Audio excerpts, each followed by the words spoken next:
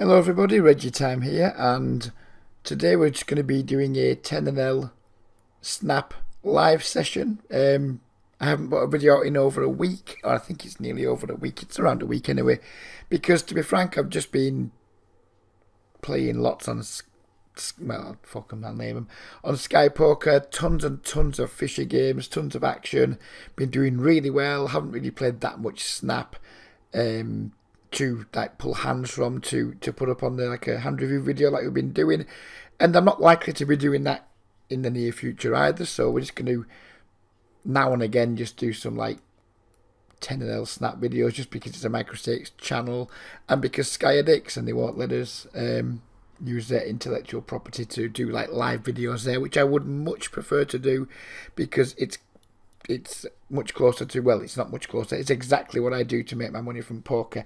I don't typically play these games to make money from poker.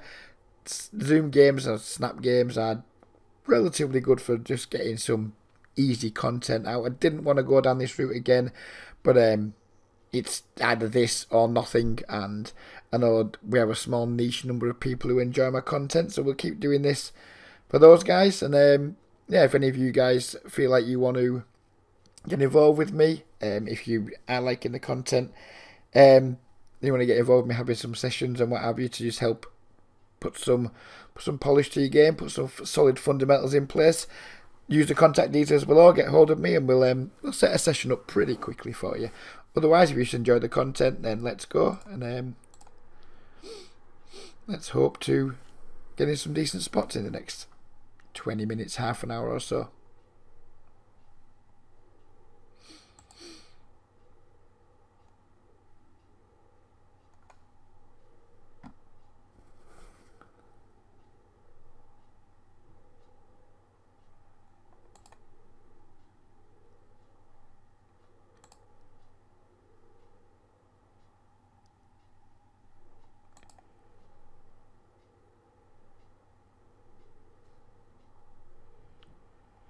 Jesus wept, taking his fucking time.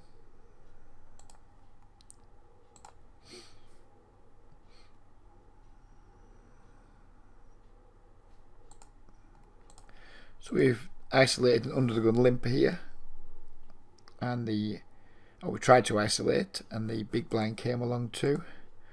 Don't really want to get in a check called guessing game here, so we're just going to start out with the bet, and if we get called, we're probably going to proceed with caution. If we get raised, then we'll just be sad and fold. We start checking here and coming. Ideally, it's like, well, not ideally. It would be like a check call type of hand. If we thought people were capable of like bluffing and what have you. These games are just so damn passive that we don't really want to start bluff catching. We can bet our hand and get some thin value here. I guess we'll sit out and talk about this some more actually. We're obviously going to fold now. We'll play these pocket threes, let them go back and look at that hand because it goes against a lot of the stuff that I've been advising to my students lately, but I want to kind of go a bit deeper into that now and talk about that. David especially, I know you watch every video, you'll be especially interested in this because I know you're like quite big into your the Doug Polk categorizing type thing, and this goes completely against a lot of the stuff we've talked about. So where were we at? So we can just get to the flop, won't we? This guy limped under the gun, we raised to, I think it was 5.5 bigs, this guy came along and called, and then we bet the flop. And this would be, if you're using, I mean, if you're in the upswing group, or you've bought the standalone purchase, the post-flop game plan, this would be what Doug Polk would classify as a category 2 hand. Category 2 hands, just to break it down very quickly because I don't want to like just reproduce stuff he said. Category 1 hands are like clear value bets that we can bet for multiple streets. Category 2 are hands that are good but not really strong enough to value bet. Category 3 hands are our semi-bluffs, and Category 4 hands are our give-ups. If you're not familiar with the post-flop engine, I would strongly recommend going and purchasing it. It's pretty good. If you struggle post flop with when to bet, when to check, it's a really good standalone course. It costs, I don't know, something like $7, maybe a bit more. Whatever it costs within reason, spend the money, it's worth it. So this would be like a category 2 hand, typically. But winning against two fishy players, we can absolutely get value here from 9x, pocket 8s, pocket 7s. Who knows, maybe just fucking ace jack comes along and calls, ace 10, pocket 10s. I mean, there's all kinds of things we can get value from. But I think the critical point to make here is, if we were in a game where like players are like super aggressive and bluffing a lot, then it makes a ton of sense here to like check call with a hand like pocket jacks.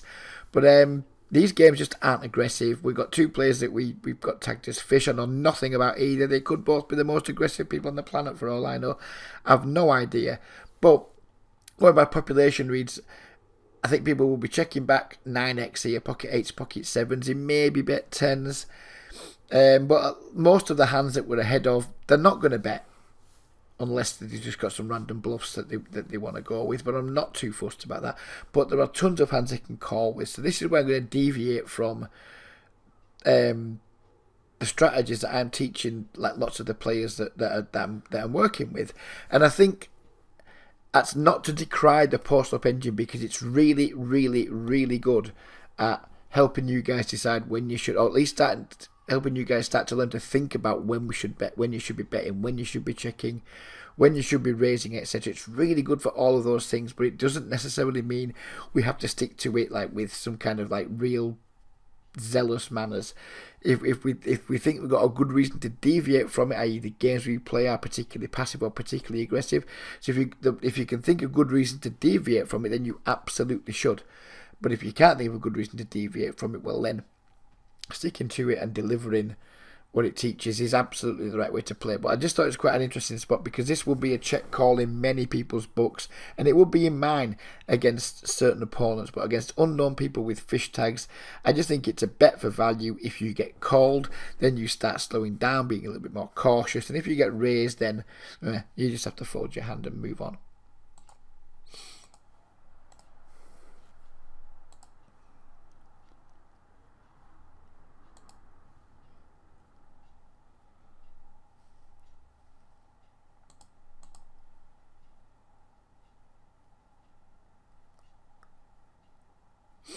And 3-bet here by a short stacker. The blue tag means they're like tight short stackers, but I still think ace jack suit is too strong to fold for just like 4 blinds more. Well, we don't flop very well, so that's going to be the end of that.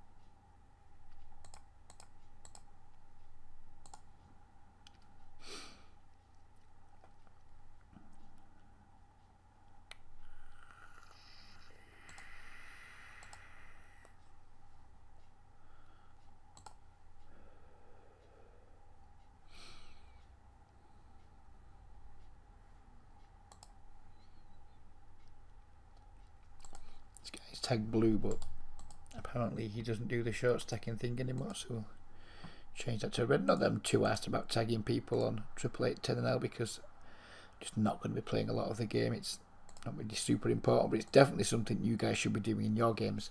If you're playing the same game regularly, tagging players who you see that have been short stacked in the past or have made mistakes, or you think are good, just basically tagging players is good practice in general.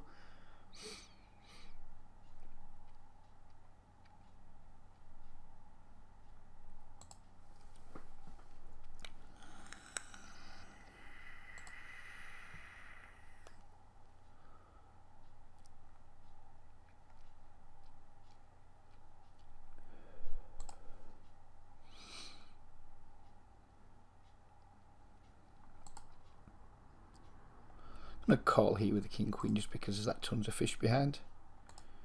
I'm going to upsize a little bit on the turn here, given he's caught the flop.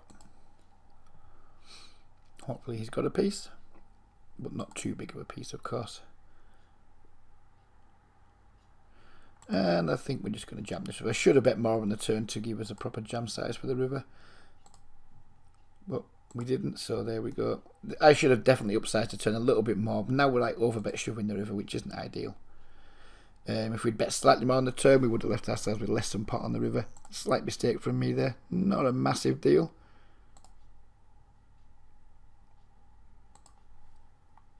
But it's important that we do size our bets correctly, and I didn't do it then.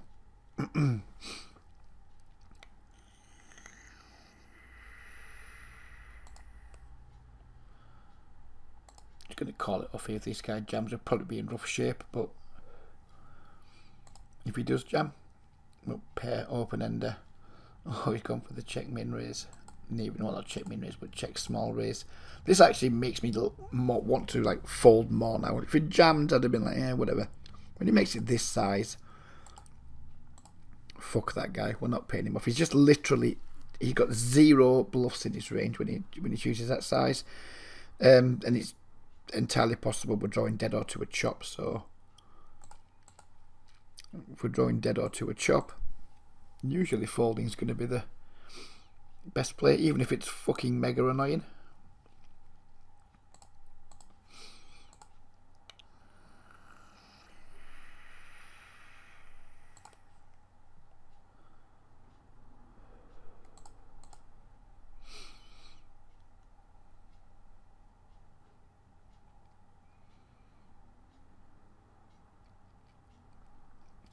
Pretty rubbish flop table too.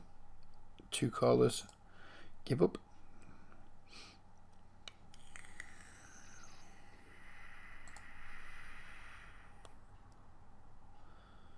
Some backdoors on table 1. We're going to start with a stab, and we're only going to barrel if we turn a heart or a gut shot.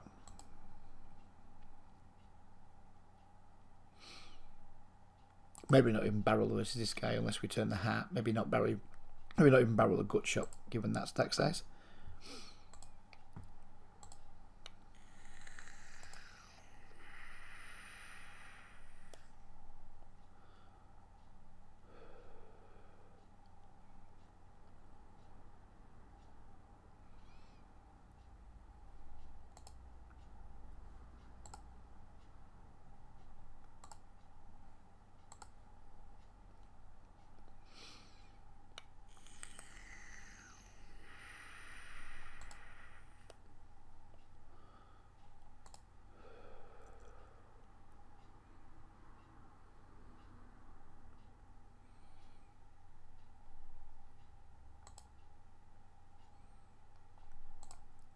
Going for a check raise on table 1.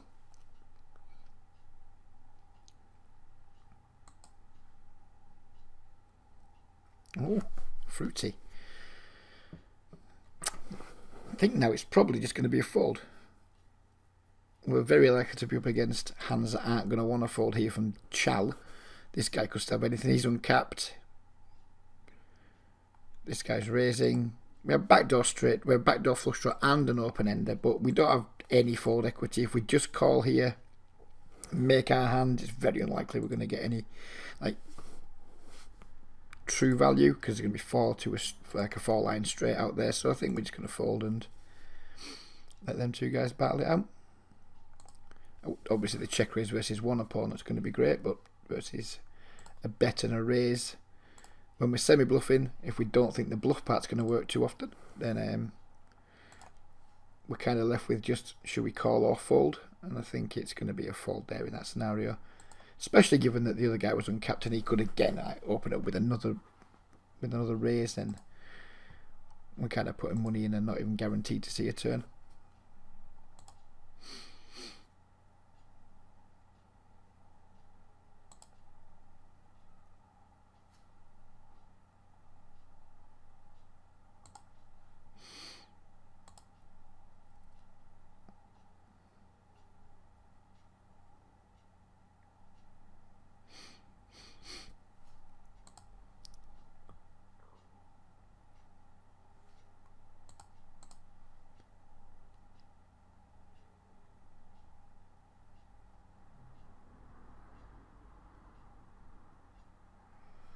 in 3-bet here, but we have a very pretty hand, so we're certainly going to see a flop. We're going to be dominated a decent amount, but our hand's pretty, so let's see if we can develop it. Now we could be in trouble. I'm going to check call the flop, probably check fold the turn if he barrels, unless we improve to a trips or 2 pairs, etc. It's a pretty big bet. I mean, we're probably behind at this point, but we can't just go folding top pair, good kicker in a 3-bet pot to 1c bet. It's just way too weak. 2 of diamonds is completely useless to us. Good chance we're just going to check fold here, especially if he bombs like he has. This is where like forward planning comes into it. If we hadn't like thought on the flop, what's our plan for future streets, unimproved, improved, etc., then these spots can get a little bit tricky. But if you just know that you're going to like call once and then only continue on particular cards, then you just got to activate your plan, and that's what we're going to do. It's not nice to have to fold top pair, but we raised under the gun, we got 3-bet, and then we faced a pretty sizable double barrel. In that scenario, then getting out and not paying off, in my opinion, is the best play.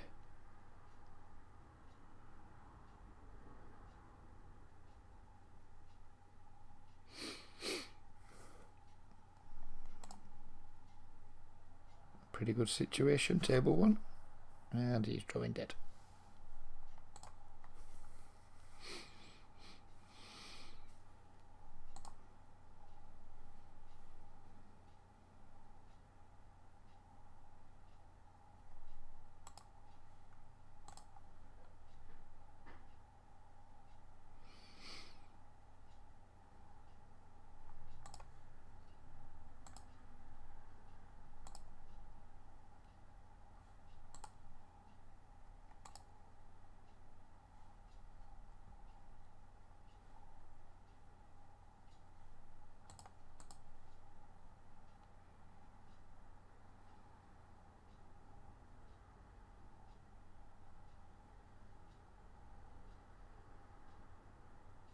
These games are just nowhere near as much fun as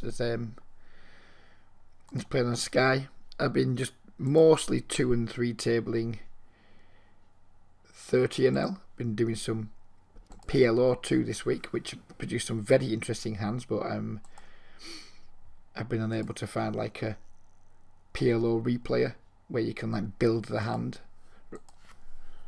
So unfortunately, we're not going to be able to look at them because, as I said, Sky are being dicks and not allowing us to use their intellectual property. There's been some really cool hands too.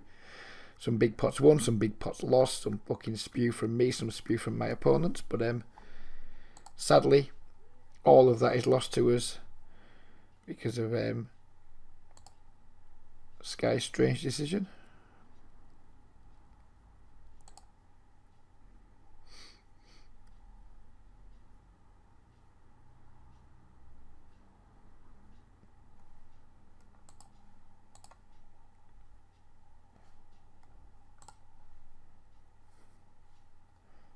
Checks again here. We're just going to bet twice now and just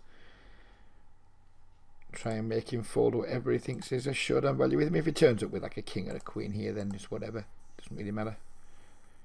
Queen 10, yeah, whatever. Really no big deal there. It obviously wasn't very strong. I mean, we could just give up, I suppose. Maybe after he calls the turn, giving up river's decent, but you know, if he's just in there trying to cling on with some kind of medium strength made hand, it's nice to try and get them off it. I'm going to flop to set here, and this guy's got no money, so he's going to give him a chance to catch up. We've been 4-bet really, really small, which is never fun. Again, we're going to need to see a floppy. We're starting a little bit deeper. We're probably completely fucked. But I mean, how on earth can we fold for like the click it back? It's just probably just have aces or kings or something like that. But when he's just clicking it back and we've got like a pretty suited hand, then we're going to want to see a flop. And now we're just going to check fold, of course.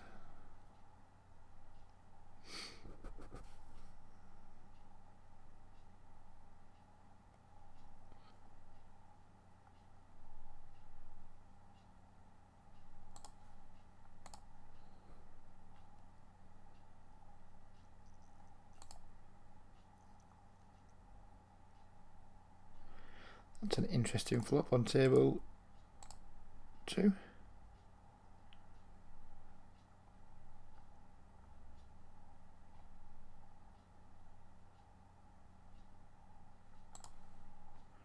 Not sure what size to go with there. Not sure it's the bomb, whether to go small and then like jam over a check raiser. Not really sure, but I mean, whatever happens, it doesn't matter. We just, in she goes. He's probably got a set of jacks or tens, but we've got equity against everything that he's got. And we don't get there. And this is why I just don't play an awful lot of speed poker, because it, and not because I've lost that, because I couldn't give a fuck. It's 10-0. I'm not, whatever. I don't really care. But that's all it seems to be. Whenever I seem to play these games, it's just a bunch of people just like try to cooler each other, and it's typically quite fucking dull. There's just not really enough fish here to justify putting my time into the games. It's just like nothing much happens for a while, then let's play a cooler. Nothing much happens for a while, let's play a cooler. Occasionally you'll find a fish that'll like make a mistake and dump a stack on you, but not super often. I bet here just to give him a bit of protection against ace king, ace queen, that type of thing. And if he's setting a trap for me, then we're going to double up another person.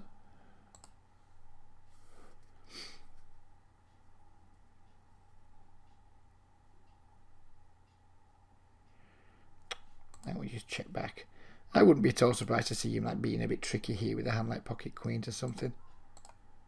Ace 7 suited. Okay.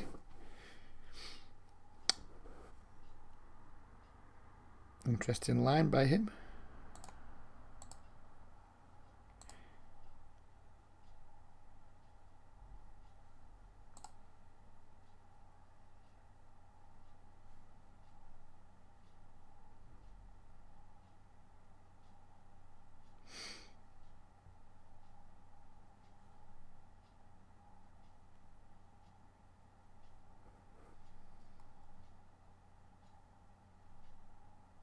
I'm pleased to see. I'm looking around like a lot of the sites recently, and it looks like speed poker's kind of dying a slow death across many sites. The numbers just aren't anywhere near what they used to be in like the height of the speed poker boom, if you will, for want of a better way of putting it.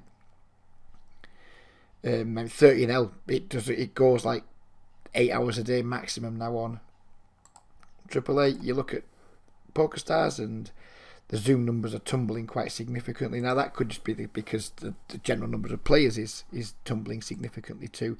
But there does seem to be more of a swing back with the new sites that are coming into play that aren't even launching speed poker. They're not offering it. I think it is dying, and I think that's a good thing for poker long term. The more sites that just don't give it as an option, they're going to get more new sites coming in, hopefully taking traffic away from the major sites that still offer it, and we can eventually get back to where regular tables are more popular than speed poker. And I think that can only be a good thing for poker, especially if you pay some attention to game selection and enjoy the dynamics of like continue playing against the same opponents at the same table, rather than just every table's a new table type thing. It's good for volume, but I don't think it's particularly interesting. It doesn't feel like poker to me in the true sense of like when you're like setting up a regular or a fish, setting up anyone, you've 3-bet them 2 or 3 times in the last couple of orbits, or you've made some big force them 2 or 3 times, and you can start like setting strategies for opponents based on the game flow and the table dynamics. I don't think that's anywhere near as much of a thing in speed poker. You can build up some dynamics with certain regulars, I guess, but it's nowhere near as interesting the game. It's different. It's like we talked about earlier. It's just about a bunch of people playing relatively solid ranges for the most part and just looking to cooler each other. Flop sets versus over pairs or whatever,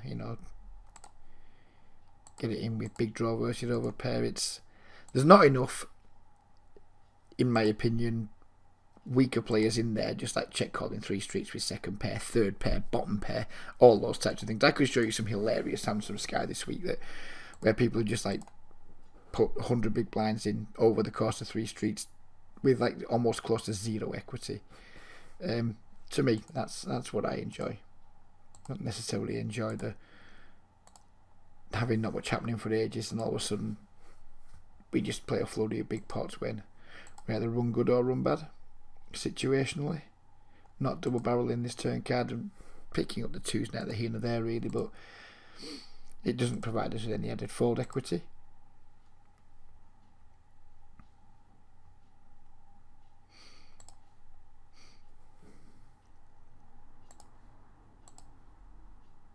I'm not sure what I'm going to be doing with the channel going forward, because I don't really want to churn out tons of these videos, because I'm playing games that I'm advocating you guys not to play, so it's kind of sending out mixed messages.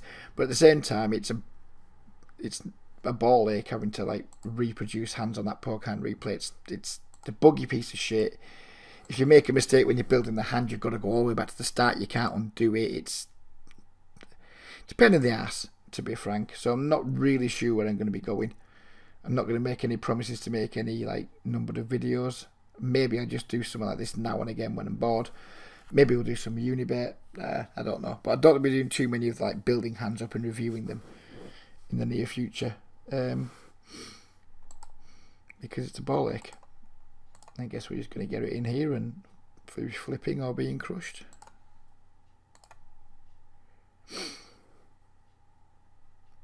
Free rolling? Not anymore. We're free rolling on the flop.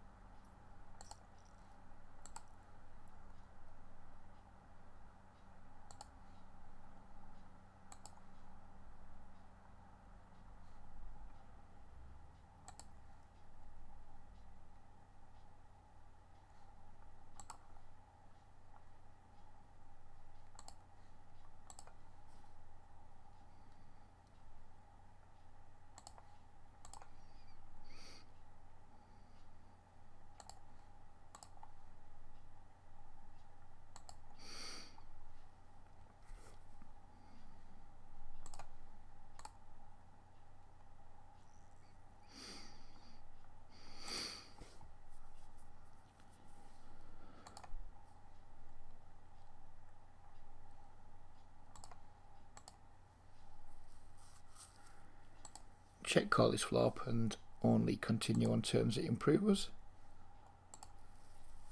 These guys almost certainly got us beat here, but we have a pair and a flush draw, so we're going to call. And I think we're going to lose here to a hand like King 10, Queen 10, Queen Jack. That type of thing. There's no value in betting. We're not going to get caught by worse, and I don't think we fold that better. We could try and apply a little bit of pressure to a king, but the pot's too small. We're about like 180 here. He's probably going to call with a king anyway. Deuce 3, he certainly wasn't folding that bad boy.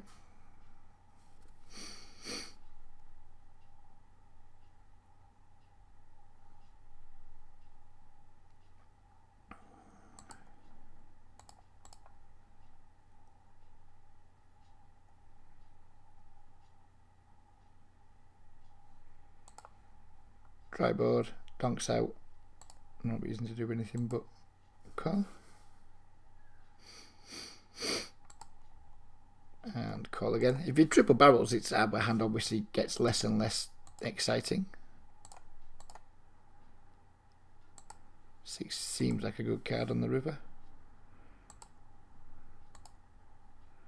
But it wasn't, because he had the Queen 9. So never mind.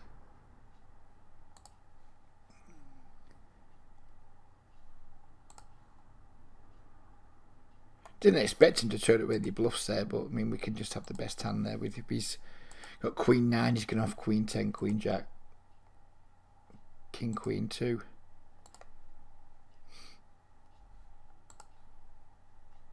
And obviously we beat more. We beat some of his value bets, and we obviously beat whatever bluffs he's got. Of course, it's irritating that we had someone drawing to 3 outs on the flop and they instantly hit them. But again, not an awful lot we're going to be able to do about that. I mean, you could argue raise the flop, but I mean, what? He probably isn't folding anyway. And even if he does fold, why do you want him to fold? You know, he's got 3 outs.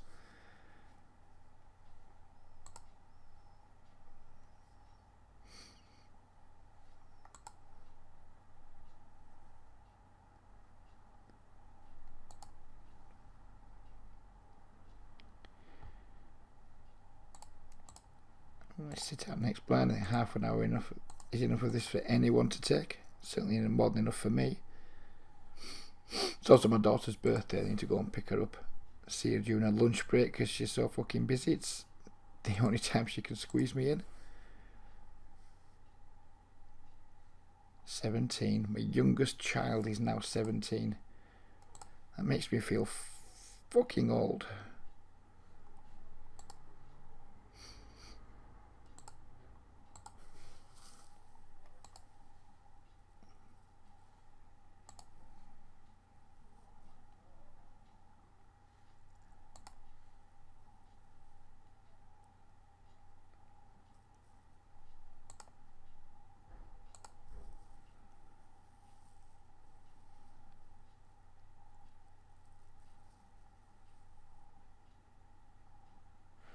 So there we go. Sorry that I haven't sounded too enthused on this video. It's because I'm not enthused to play 10NL Snap. I'm not enthused to play any Snap. I'm really enthused to play Sky at the moment. I've been crushing it.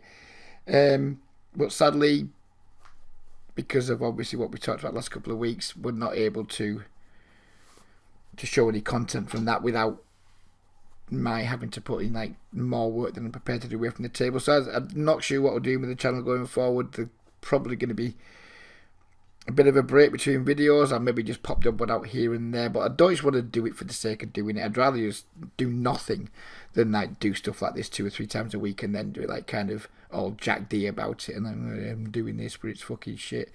So yeah, I'm really not sure where we're going. I do apologise. Don't blame me, blame Sky. If you are a Sky regular that enjoys the content and you haven't yet contributed to the Thread in the Sky forum, please go and find it and just basically tell Sky that they're a bunch of dicks, and hopefully eventually they'll change their position. I doubt it, but until they do, I'm afraid the channel's not going to be, well, until they do or until I stop playing on Sky, neither of which I think is going to happen anytime soon, then I'm afraid it's not good news for the channel. But I'm a player first and like a YouTuber and coach second, and I'm going to play where the games are best for me, where I make the most money. It's a shame because we have a nice little community, but you know, it's I've got to do what's best for me, and staying on Sky and not upsetting them is sadly best for me. It's irritating, but what can we do? All we can do is just keep crushing them. I mean, it's made me super motivated to continue crushing Sky whilst paying the absolute minimum in rakes and bum hunting the fuck out of their games. You know, try to take as much money off the fish as possible, which means Sky collect less in rake, whilst paying as little rake as possible myself. So it's kind of motivated me in that way to like just make sure I make absolutely every second count when I'm playing on there. But yeah, it's not good for the YouTube channel, but you know, it is what it is. Hopefully things will change in future. But if not, then I'm afraid the channel's probably just going to fizzle out. But we'll see. Who knows? We've been here before in similar situations and we've resurrected it. Probably will again. I'm just not feeling that enthused about the whole YouTube thing at the moment because of what's happened. But anyways, never mind. Take care, everybody, and bye-bye for now.